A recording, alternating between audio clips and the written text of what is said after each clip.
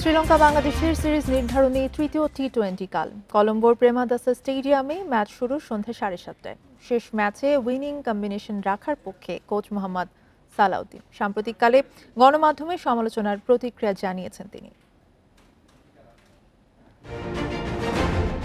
Test ও one day series হারের পর বাংলাদেশের সামনে শেষ সুযোগ টি-20 সিরিজ জয়ের। ডাম্বুলায় দ্বিতীয় টি-20তে আধিপত্য দেখিয়ে ৮৩ রানে জয়। অধিনায়ক লিটন দাসের রানে ফেরা শামীম পাটোয়ারির প্রশংসনীয় পারফরমেন্স। শরীফুল, রিশাদ, সাইফুদ্দিনের ক্যালকুলেটিভ বোলিং সিরিজে ফেরায় টাইগারদের। আপনি যখনই ভালো খেলবেন, জিতবেন, তখনই আসলে অনুপ্রেরণা বেশি আসে।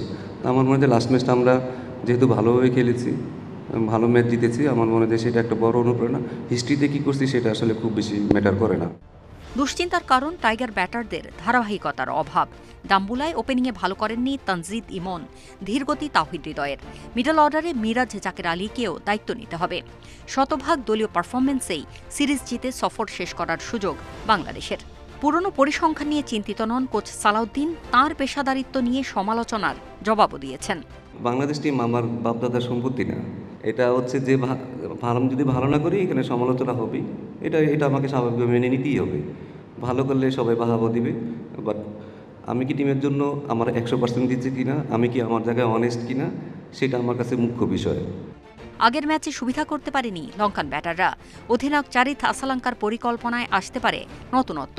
মেন্ডিস, পেরেরা, ফার্নান্দোদের ব্যাটিংয়ে স্বপ্ন ভঙ্গ হতে পারে বাংলাদেশের। অলরাউন্ডার দাসন সানাকা, চামিকা, করুণারত্নকে নিয়েও হোমওয়ার্ক করতে হবে। প্রতিপক্ষের ইনিংসে ধস নামাতে পারেন মহেশ থিকসানা, বিনুরা ফার্নান্দো ও নুয়ান থুসারা।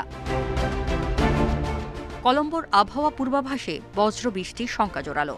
কার্টেল ওভারের চ্যালেঞ্জও তৈরি হতে পারে।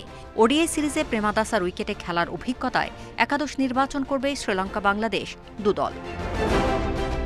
Farida Bakhtiyara, independent news.